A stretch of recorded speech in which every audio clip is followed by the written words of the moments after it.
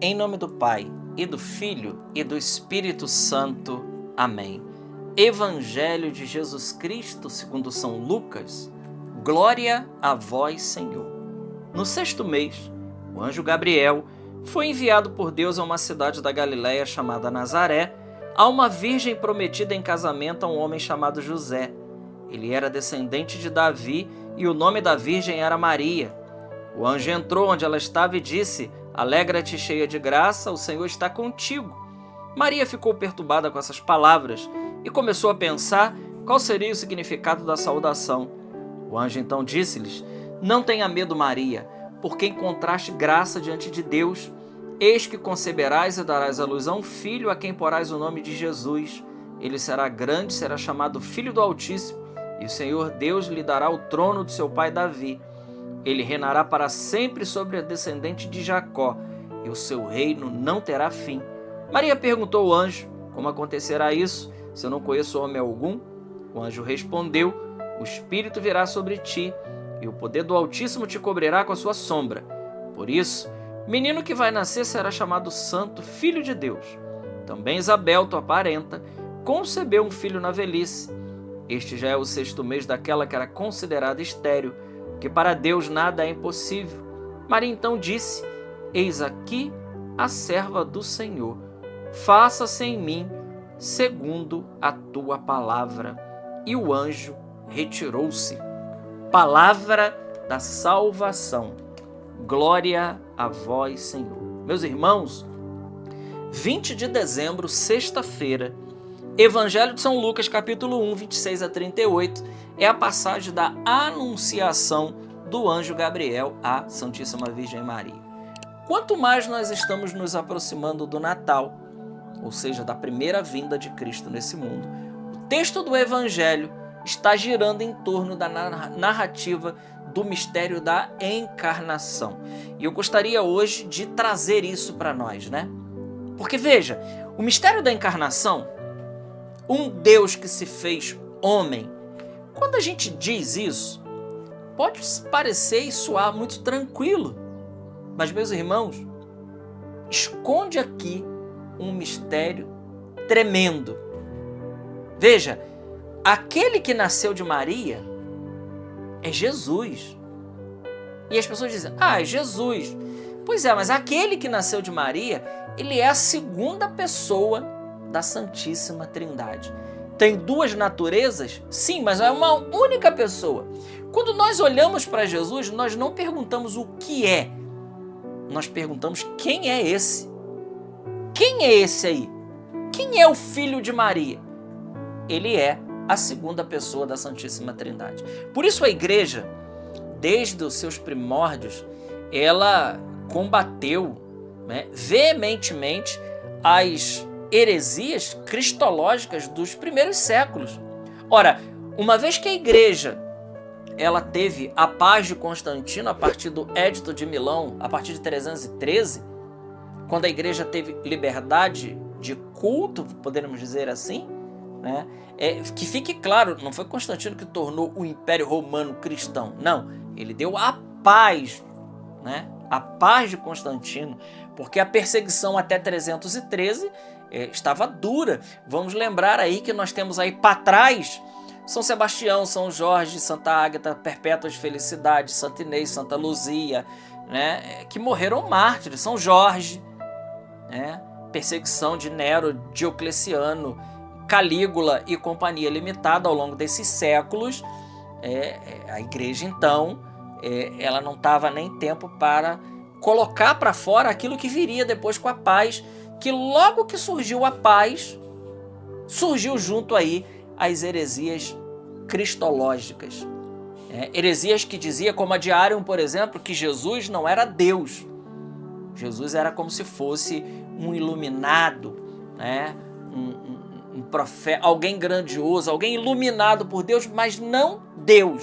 Não. O Concílio de Nicéia I, em 325, deixa muito claro quem é Jesus. Ele é consubstancial ao Pai. Inclusive, o concílio ele usa uma palavra grega chamada homoousios, que diz que Jesus é da mesma substância, essência e natureza. que o Espírito Santo e que é o Pai.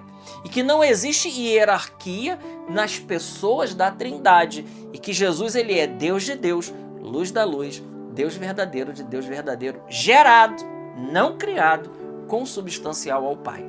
A palavra consubstancial, lê-se homoousios. Então, meus queridos, Jesus, ele é Deus. E quando nós olhamos para essa realidade de que o Deus, Criador de todas as coisas, o Criador do universo, do cosmos, aquele que sustenta toda a criação no ser, porque ele é Deus, né? As operações das pessoas da Trindade podem ser diferentes, mas ali é a operação do Pai é a do Filho e é a do Espírito Santo, né? São as operações divinas, as processões divinas, um procede do outro.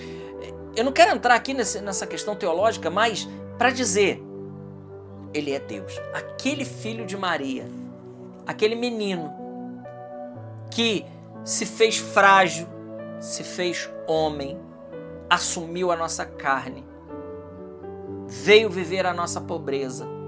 Ele habitou no seio da Virgem Maria desde o primeiro instante da encarnação, com o anúncio do anjo. Ali, Maria fica grávida por ação do Espírito Santo, como nos diz o texto de hoje. Esse Jesus é Deus. Por isso, quando nós dizemos que Maria é mãe de Deus, nós não estamos ficando loucos. Porque nós sabemos quem é Jesus. Nós sabemos que em Jesus não há duas pessoas. A igreja, volto a dizer, ela combateu as heresias, seja a heresia de Ário, que dizia que Jesus não é Deus, seja outras heresias que surgiram logo em seguida e que diziam que em Jesus havia duas pessoas, uma pessoa humana e uma pessoa divina. Isso é heresia. Em Jesus não há duas pessoas, há uma pessoa, há duas naturezas. Então esse mistério da encarnação é um mistério grande. Um Deus que, para nos salvar, ele arruma um jeito de vir viver a nossa vida e ser um de nós, sem deixar de ser Deus, sem deixar de ser Deus em momento algum. Então Jesus tinha duas vontades, sim, né? As ações de Jesus, como nos diz a teologia, teândricas, ações humanas e divinas, mas sempre a humanidade santíssima de Cristo, né? Que está unida hipostaticamente à pessoa do Verbo, está sempre subordinada. Por isso, nós católicos, com muito zelo e esmero, nós adoramos a humanidade santíssima de Cristo. Porque ele é Deus, né? É Deus. Então, meus irmãos, o texto do Evangelho hoje narra para nós exatamente esse grandioso mistério que chama-se mistério da encarnação, que fala de um Deus que vem à nossa realidade, que se encarna no seio de uma virgem. Como nos diz aqui a profecia de Isaías no capítulo 7, Acais, né? Eu não vou tentar a Deus. Vocês querem um sinal? Deus mesmo vos dará um sinal. Uma virgem conceberá e ela dará à luz a um filho e ele será chamado de Emanuel. 700 anos depois, essa profecia está sendo cumprida aqui na jovem, na virgem chamada Maria. A profecia de Isaías se cumpre nesse texto do Evangelho. E aqui tem algo de muito importante.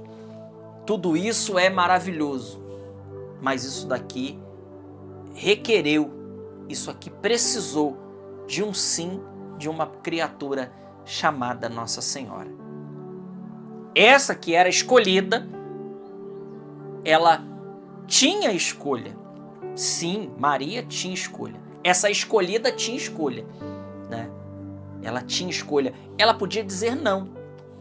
Ela foi preparada, ela foi escolhida. E como nós temos certeza disso? Porque ela é a Imaculada Conceição, ela foi concebida sem pecado, né? Então ela foi preparada, ela foi adornada por Deus. E o céu inteiro, nesse momento, estava aguardando o Fiat Lux, o Fiat de Maria. Fiat Lux não, que é faça-se luz, né? Mas o Fiat de Maria, o faça-se.